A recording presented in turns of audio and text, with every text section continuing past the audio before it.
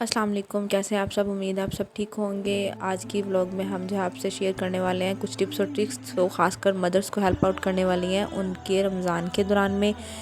तो उम्मीद है आपको हमारा ये व्लॉग अच्छा लगेगा। तो स्टार्ट करते हैं। हमारा सबसे पहला पॉइंट है कि हम जो है वो अपने डे को सबसे पहले प्लान करते हैं। इसमें हमारा सबसे बेस्ट पार्टनर जो है ना वो हमारा मोबाइल होता है। तो इस मोबाइल का इस्तेमाल करते हुए हम जो है वो अलार्म और रिमाइंडर्स वगैरह सेट किए होते हैं। इन्हीं को सेट करके लाइक फ़जर ज़ोहर असर मगरिब इशा तमाम नमाज़ों का टाइम सेट किया होता है। और इसके अलावा हमने साथ में जो है वो अपनी जो भी टास्क और गोल्स होते हैं वो सेट किए होते हैं। लाइक हमें अगर किचन में भी कुछ हेल्प आउट करनी है, हमें ज़रूरत होती है ज़्यादातर ग्रॉसरी की। वो जो वीकली ग्रॉसरी होती है ना उसमें जो है वो सबसे ज़्यादा वीकली तो होनी ही होती है। तो फिर वो जो है वो भी हम इसी के अंदर ऐड कर लेते हैं। इसके अलावा जो है अगर आप चाहें तो रिटर्न फॉर्म में जो है वो नोट्स के फॉर्म में उसे फ्रिज के ऊपर नोट्स को कीप कर सकते हैं। ये रिटर्न फॉर्म में भी मतलब लिख कर रख सकते हैं, लेकिन हम जो है वो ज़्यादातर मोबाइल का यूज़ करते हैं। तो अपने डे को प्लान करने से काफ़ी जो है ना वो प्रॉब्लम्स सॉर्ट आउट हो जाती हैं। थोड़ा सा सेट हो जाता है माइंड, थोड़ा सा रिलैक्स हो जाता है कि भाई इसी को फॉलो करते हुए अब हमने काम करना है। तो ये एक अच्छा पॉइंट है जो है वो रहता है।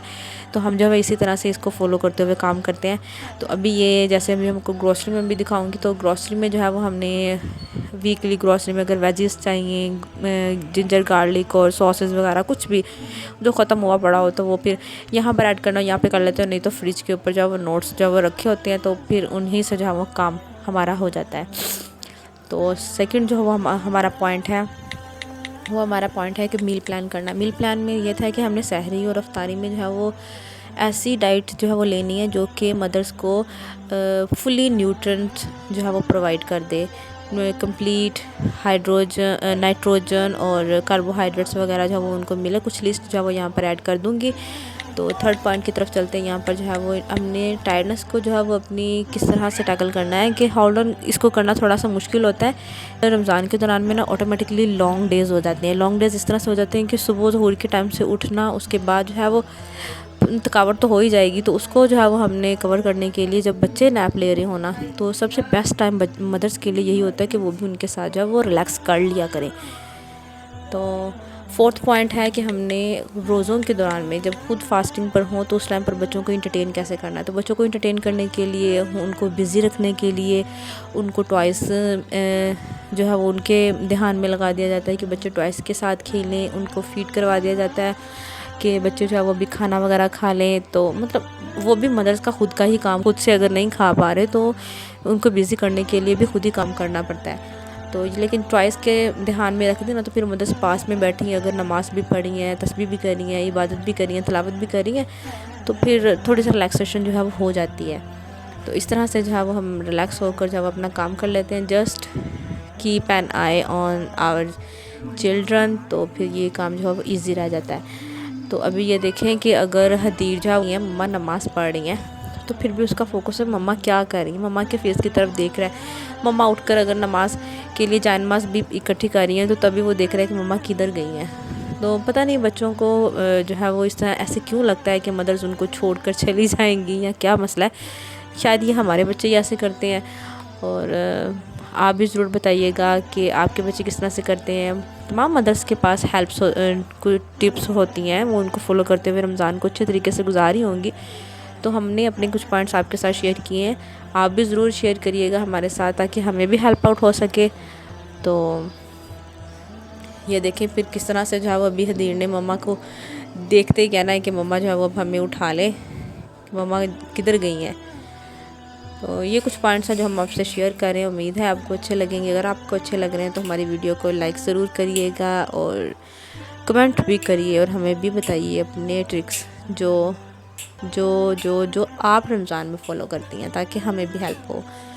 और उम्मीद है कि हमारी इस वीडियो से आपको बहुत ज़्यादा हेल्प होने वाली है। इंशाल्लाह आपको भी हेल्प होगी तो आप भी अप्लाई करिए। तो हम भी जो है वो अपना रमज़ान जो है वो अल्हम्दुलिल्लाह बहुत अच्छे तरीके से इस तरह से गुजार रहे हैं। अभी अगर कुरान पाक का भी तलावत का भी टाइम है तो वो भी फिर हम अल्हम्दुलिल्लाह वैसे तो प्रोसेस में कंटिन्यू है, कुरान पाक भी चल रहा है, लेकिन बच्चों के साथ थोड़ा सा मैनेज करना थोड़ा सा टफ हो जाता है। लेकिन बट हम भी हिम्मत नहीं हारते और लगे हुए हैं। तो चलते हैं नेक्स्ट पॉइंट की तरफ। नेक्स्ट पॉइंट है जी, हमने रमज़ान में फास्टिंग के दौरान में बच्चों को दूर रखना है।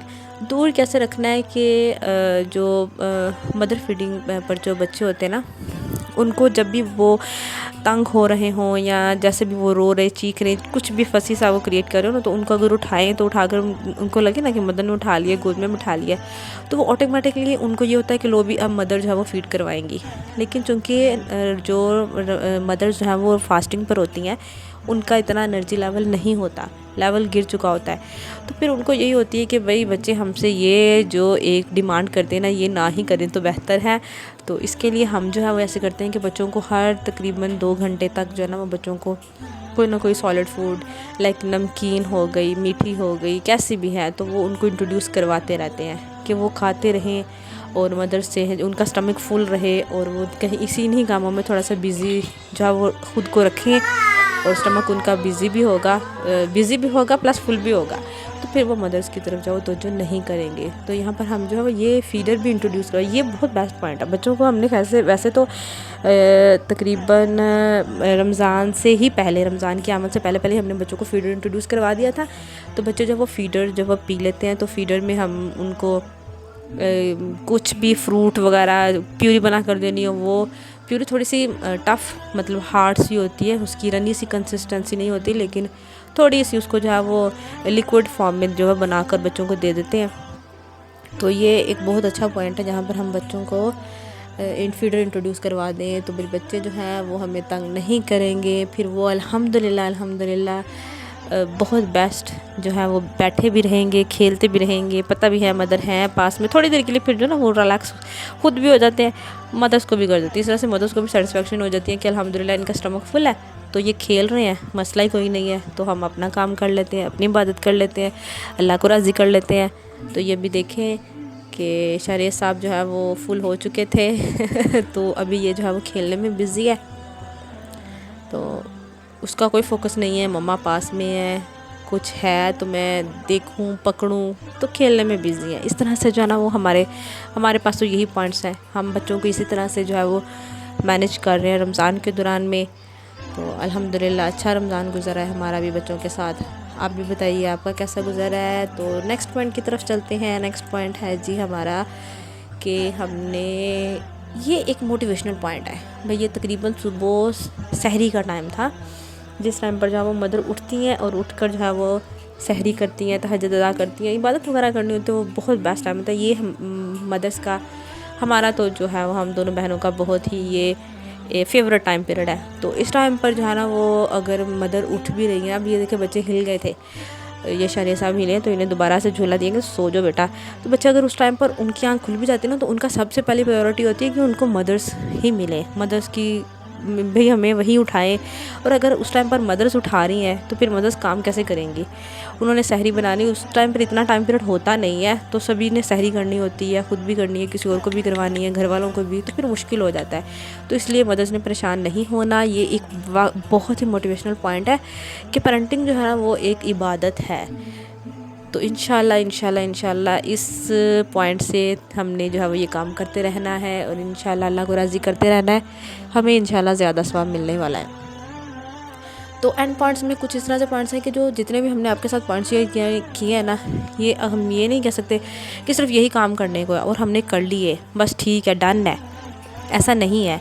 हमारा रमज़ान बहुत अच्छा गुजरा है, लेकिन इसके अलावा और भी काम होते हैं। लेकिन हमें इफ्तारी के टाइम पर भी प्रेपरेशंस करनी है, अगर कोई घर में आया गया है वो भी देखना है, बच्चों की भी जो सेल्फ़ केयर है वो भी हमने मैनेज करनी है, मदर्स ने खुद की भी करनी है।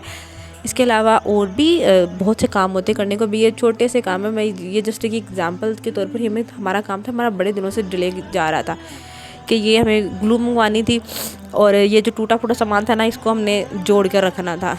तो भाई वो ना इतनी सुस्ती हो जाती है फास्टिंग के दौरान पे गई, इनको भी साथ में करना है। तो ये है कि ये काम चलते रहते हैं। जो हमने आपके साथ शेयर किया ना, ये जस्ट कुछ पॉइंट्स जो हमने आपसे शेयर किए जो आपको मज़ीद इंशाल्लाह हेल्पफुल होंगी और हमें भी ये पॉइंट्स हेल्प आउट करते हैं। हम इस तरह से जब बच्चों को मैनेज करें तो रमज़ान भी हमारा अच्छा गुजर रहा है। तो आप भी बताइएगा आपका रमज़ान किस तरह से गुजरा है। आपको उम्मीद है हमें कि आपको हमारी वीडियो अच्छी लगेगी। मिलते हैं नेक्स्ट व्लॉग में, तब तक के लिए अल्लाह हाफ़िज़।